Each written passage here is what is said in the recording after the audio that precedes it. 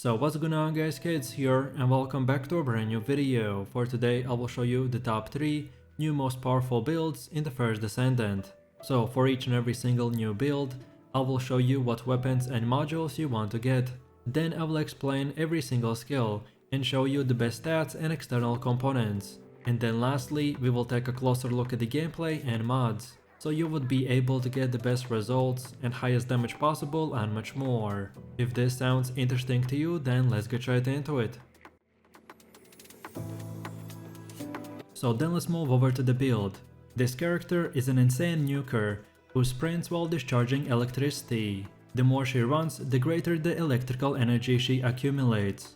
Bunny specializes in dealing electrical lightning damage to the enemies, particularly in AoE. Bunny can get very high DPS by just hitting a large number of enemies. Your skills will cost electricity, so if you run out of it, then they will be unusable until you generate more. Bunny can generate electricity by moving quickly, so for this build I recommend to use the lightning speed skill as much as possible. And as you can see, as long as you will be doing that, we will get insane one-shot damage. This new build works that we stack new several skill damage bonuses on top of each other to gain very high AoE damage. The only important thing to keep in mind is when playing this build, keep spamming your lightning speed skill to generate electricity, and for bosses and even stronger enemies that need 2 or 3 shots to get one-shotted, then just keep debuffing them with the electrocute, so you could boost your damage even higher. If this type of gameplay sounds interesting to you, then have fun one-shotting your enemies. Then now let's take a look at our build modules. So here we have the best modules for your leveling build. You should be able to get this by approximately level 25 to 30. This is a good base setup to have before preparing to farm the max level Bunny build. So we want to get the strong mentality to reduce your skill resurrection cost, then increased HP, that will increase our max HP, then skill cost optimize, that reduces our skill cost, then electric master, which increases the skill power and skill electric power, then electric specialist, which considerably increases your electric skill power and adds a multiplier to our stats called the electric skill power boost ratio. Then dual class, that increases our max module capacity, then skill expansion, which increases your skill effect range for valid skills, then nimble fingers, that reduces your skill cooldown, and finally increased defensives, which increase our defense stats. And after that is done, now we are ready for our one-shot max level module setup. So for the endgame build, I recommend to use the shock punch, skill expansion, increased defensives, MP collector, increased HP, focus on electric, nimble fingers, and skill extension. If you want to one-shot enemies and still survive hard bosses even if they hit you, then this is the setup for you. And just before we move on to the last part, which is your weapons, let me quickly explain why are some skill modules empty, like here for example. So basically, this slot modifies our skills, but the problem is that by using the best modules, we will up our module capacity, and as our build already has insane damage and one-shots everything, so we can easily leave these spaces empty, as pretty much anything we put in here is just not worth the build. And that's why we only want to use the best of the best modules for that one-shot capability. And then finally, let's take a look at the best weapons and stats that we should use. So for the Bunny build, the Thunder Cage submachine gun is the only important weapon for our loadout. This submachine gun is the ultimate weapon, which emits an electric shockwave that creates the appearance of thunder being directed at the enemy. When killing enemies, they have a set chance of discharging electricity shockwave that deals additional damage to nearby enemies. This is an insanely high DPS weapon with a quick fire rate, which suits our build playstyle the best. And then for our weapon mods, here are the best ones, like the better concentration, rifling reinforcement, better insight, action and reaction, toxic enhancement, focus fire, and concentration priority. And again, the same thing as for modules. We can easily leave the empty spaces free, as using only the best mods are way better than just clumping up a bunch of average mods. Then after that, now let's go over to the best reactor stats. So your reactor is very important item that determines your skill damage and can also include extra modifiers that buff certain aspects of your build. The better your reactor is, the more damage your skills will deal to enemies. I recommend prioritizing using a reactor with a high skill power and a sub attack power. After that, you can look out for reactors with a boost to your skill critical hit damage, which will improve the amount of damage dealt when you land a critical hit. Specifically, my best job that I got is this Tingling Singularity Reactor, which has the Thunder Cage mounting condition. But if you don't have this yet, then you can just focus on the skill power and try to farm this one whenever you can. And then finally, we have the external components. With your external components, you will be somewhat subject to RNG, at least until you've played the game for long enough, to find basically every single possible combination with a good stat roll. For our bunny build, I recommend getting the Supernova Auxiliary Power, that increases our max shields, then the Supernova Sensor, that increases our shields again, then Supernova Memory, that increases our defensives, and lastly the Supernova Processor, that increases even more of our defensives. The reason why I focus on defenses and shields is because we already have so much damage that I personally prefer to keep doing that damage instead of being one-shotted by the enemies. But of course, it's up to you. You can either way make your build more survivable so you won't die from getting one-shotted by the enemies. Or on the other hand, you can do even a bit more damage on top of the already insane damage we have. I personally recommend my choice, but this won't break the build. So if you prefer the different way, then go ahead.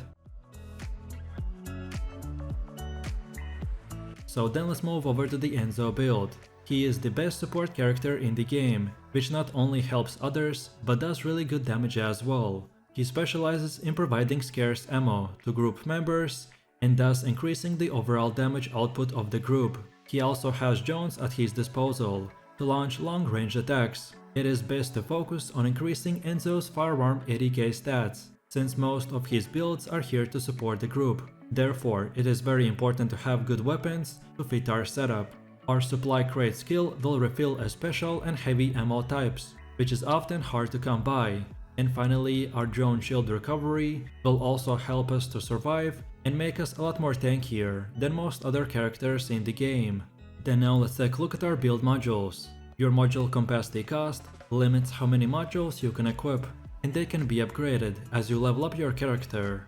Different modules have different capacity costs, which generally depend on how powerful the module is. This is a balancing system to prevent players from only equipping the strongest modules and having a totally overpowered character. But it's important to know that when equipping modules on this character, make sure that as many ones as possible are in a slot with a matching icon. This will give you 50% discount on the module capacity cost. So here we have the best modules for your leveling build. You should be able to get this leveling setup by approximately level 25 to 30. This is a good base setup to have before preparing to farm the max level setup. So we want to get the increased HP, which significantly increases your max HP. Then non-attribute specialist, that boosts the power of your non-attribute skills. Then increased defense, that significantly increases your defenses. Then short sword, which changes your sub-attack to a short sword and improves your max module capacity. Then skill cost optimize, that reduces your skill cooldowns and slightly reduces the skill cost. Then nimble fingers, that reduces your skill cooldowns. And finally the non-attribute master, that significantly increases your skill power, with a additional increase to the non-attribute power. And just before we move on to the endgame setup, let me quickly explain why are some skill modules empty, like here for example. So basically, this slot modifies our skills, but the problem is that all the modified variants are worse for our build than the original. Therefore, we leave the slot empty, because there's not a single modifier in that slot, which could help our build, so it doesn't really matter what we do in that empty space. And after that is done, now we are ready for our max level module setup. So for the endgame build, I recommend to use the reinforced frontline, that spawns a frontline reinforcement device that grants a firearm 80k increase to allies in range. Then skill extension, which increases your skill duration. Then skill expansion, that increases our skill range. Then skill cost optimize, that reduces the skill cooldowns and cost. Then range HP calculator, that increases the skill range and max HP. Then non-attribute master, that increases the skill power modifier and non-attribute power modifier. Then dual claw, that changes to a sub-attack and increases max module capacity. Then HP concentration, that increases max HP and skill critical hit rate. Then nimble fingers, that reduces your skill cooldowns. Then increased shields, that increases our shield size. And finally the technician, that increases our skill power modifier. So then finally, let's take a look at the best weapons and stats that we should use. So for our build, the Thunder Cage submachine gun is the ultimate weapon. This firearm emits an electric shockwave that creates the appearance of thunder being directed at the enemy. When defeating an enemy, the defeated enemy has a set chance to discharge electricity shockwave that deals additional damage to the nearby enemies. This is a very high DPS weapon with a quick fire rate, which will help to boost our damage even higher.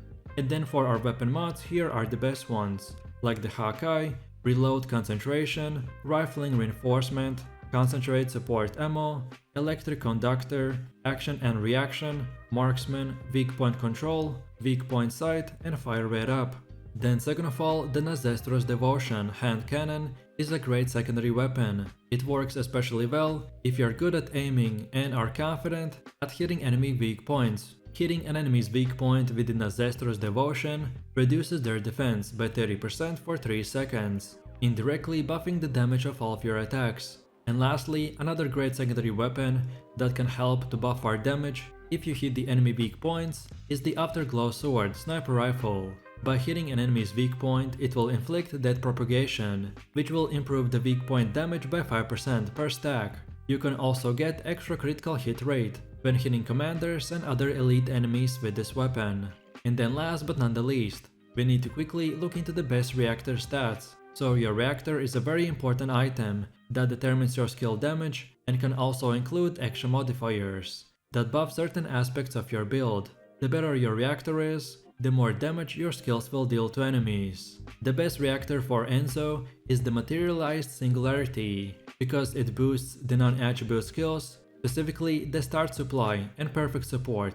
Then the second one is the Materialized Phase, which boosts a non-attribute and dimension. This will increase the number of explosive drones and enhance combat suits. The priority is to buff non-attribute skills first, then either the singular or dimension based on support or damage. Lastly, make sure to equip the right weapon to activate the bonuses. So in our case, it is the Scout Rifle.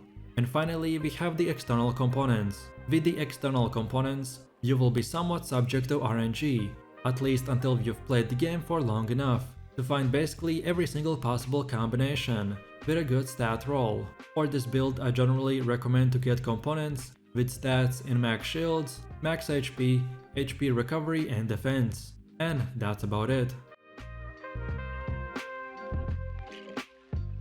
So then let's move over to the Ajax build. Ajax is a very tanky Descendant who can create barriers that protect allies and deflect damage back at enemies. The most important thing to learn to get good at playing him is how the Void Energy mechanic works, and how can you harness it. All of the Ajax skills have normal and enhanced versions. Casting skills in their normal version will save up Void Energy, but casting a skill when your Void Energy is full will cause the skill to become enhanced, granting additional effects. I strongly recommend you to familiarize yourself with the normal and enhanced versions of Ajax skills and trying to form the habit of being tactical about which enhanced skills to use when your Void Energy is full. This will take a bit of practice to master, because it's somewhat a different playstyle to the other characters in this game. Other than the Void Energy mechanic, try to play into Ajax's strengths as much as you can, so you can create cover for yourself and allies in locations of your choosing by using the Ajax's barrier skills, and you can use Void Walk to leap into battle and stun nearby enemies when you land, dealing AoE damage. This makes Ajax a great team player who can spearhead attacks and keep teammates alive. Then now let's take a closer look at our build's modules. Your module capacity cost limits how many modules you can equip, and they can be upgraded as you level up your character. Different modules have a different capacity cost, which generally depends on how powerful the module is. This is a balancing system to prevent players from only equipping the strongest module and having a totally overpowered character. But of course, it's important to know that when equipping modules on Ajax, make sure that as many modules as possible are in a slot with a matching icon, and this will halve their module capacity cost.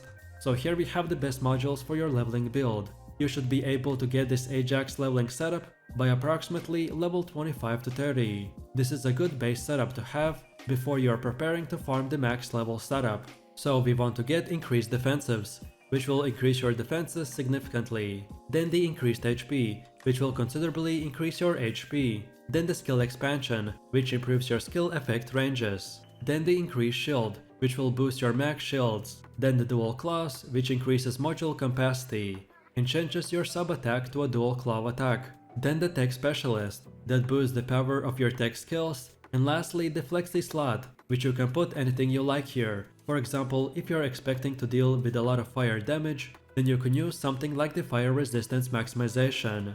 And then, just before we move on to the max level build, let me quickly explain why are some skill modules empty, like for example here. So basically, this slot modifies our skills, but the problem is that all the modified variants are worse for our Ajax build than the original. Therefore, we leave the slot empty, because there's not a single modifier in that slot, which could help our build, so there's no need to waste our time.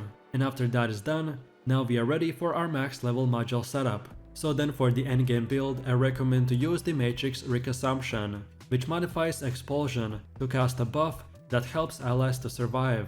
Then increase defensives, which increases your defensives significantly. Then the Shield Conversion, which increases your max MP, but in return slightly reduces your max shields. Then we want to get increased HP, which considerably increases our health. Then the Skill Expansion, which improves your skill effect ranges. Then increased Shield, that boosts your max shields. Then the Dual Claw, which increases your module capacity and changes your sub attack to a dual claw attack.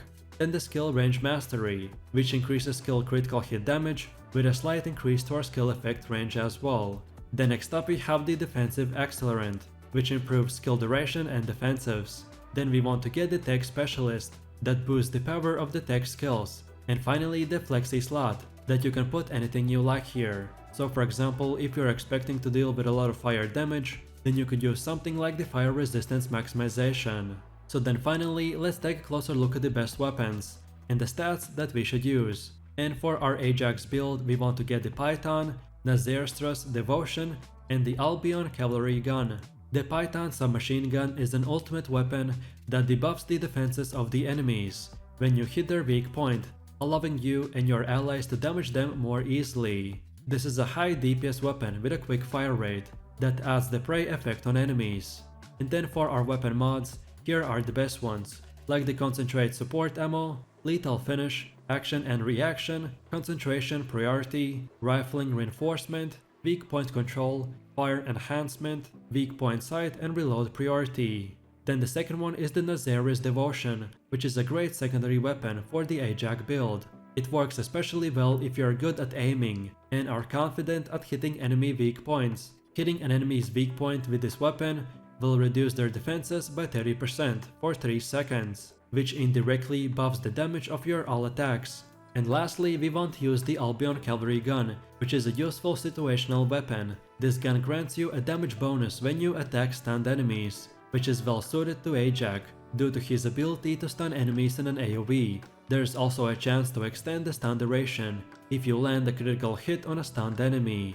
And then last but not the least, we need to quickly look into the best reactor stats. Your reactor is a very important item that determines your skill damage and can also include extra modifiers that buff certain aspects of your build. The better your reactor is, the more damage your skills will deal to enemies. I recommend prioritizing using reactor with a high skill power and sub attack power. In secondary, look out for a reactor that buffs the tech and or non-attribute skills, as most of the Ajax's skills fall into these categories.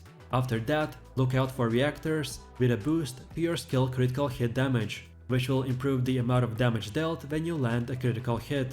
And finally, we have the external components. With your external components, you will be somewhat subject to RNG, at least until you play the game long enough to find basically every single possible combination with a good stat roll. So for this build, I recommend prioritizing components with max HP and defensives, as Ajax's barrier scales from these stats, so boosting them as much as possible will make him a lot stronger. So with that said, I really do appreciate everyone for watching guys, and I hope you enjoyed it. If you have questions or suggestions, then feel free to leave your comments in the comment section down below. And while you're doing that, please click like, subscribe and enable that notification bell, so this way you could support the channel and not miss any more amazing content. With that said, you have an amazing day and I will see you in the next one, so take it easy, peace.